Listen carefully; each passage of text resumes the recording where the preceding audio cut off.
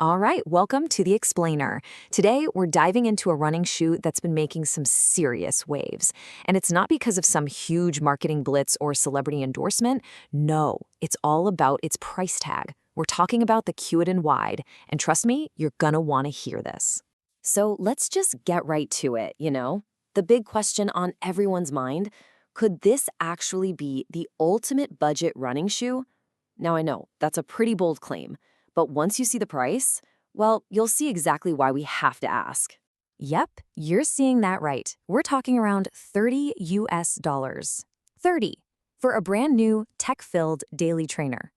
I mean, at that price, you've got to be wondering, right? What's the catch? Is this thing for real or is it just too good to be true? So that's our mission today. Is this thing a genuine diamond in the rough or is it just a clever gimmick designed to get your 30 bucks?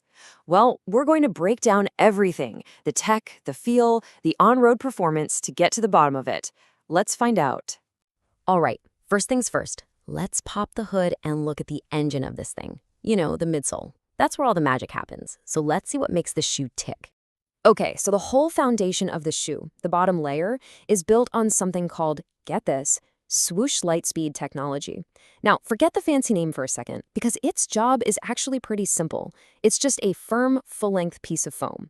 Think of it like the chassis of a car. It's there to provide a sturdy, stable framework for everything else. Then, sitting right on top of that firm base, you've got this Kung Fu Pro foam. And this stuff is the total opposite. It's the soft, bouncy, fun part of the midsole designed to give you comfort and a little bit of energy return, a little pop. And that's the whole secret sauce right there. This dual foam sandwich setup is the core of how this shoe works. But they didn't stop there with the stability. Not by a long shot. The engineering is actually really clever. First off, the whole platform, the base of the shoe, is super wide. That gives you a much bigger landing zone, making it feel way more stable. And see that groove down the middle? That's their central force line system. It's basically a little guidance line to help your foot roll through smoothly from heel to toe. What's amazing is that all this means it's built to work for pretty much any runner, neutral, supernator, even pronators. Okay, so tech specs are one thing, right? They can sound great on paper, but what really matters is how the shoe feels when you're actually out there hitting the pavement. So how does all this tech translate to the road? Let's talk about the ride.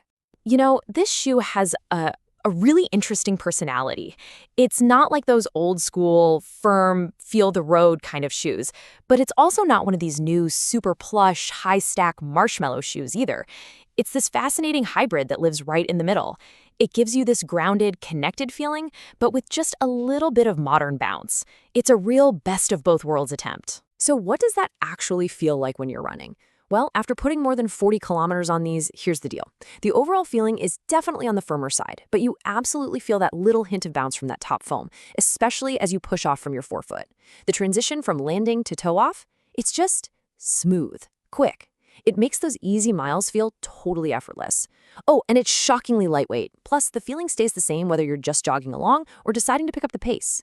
All right, let's be real. No shoe is perfect. And that's especially true when you're talking about a $30 shoe.